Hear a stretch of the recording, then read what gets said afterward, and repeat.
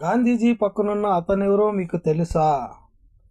ఆయనే చార్లిన్ చాప్లిన్. ఆయన ఒక బ్రిటిష్ నటుడు, దర్శకుడు మరియు కమెడియన్. అతను 1889లో జన్మించారు మరియు ఆయన తొలి షార్ట్ ఫిల్మ్లో 1914లో నటించారు. ఆ మూవీనే మేకింగ్ ఏ లివింగ్.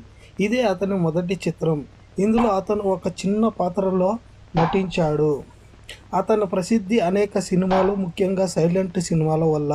అతను తన సింపాథెటిక్ పాత్రలు మరియు హాస్యం మరియు సామాజిక అంశాలు ప్రతిబింబాల వల్ల ప్రపంచవ్యాప్తంగా గుర్తింపు పొందాడు మరియు అతను 1977లో మరణించాడు.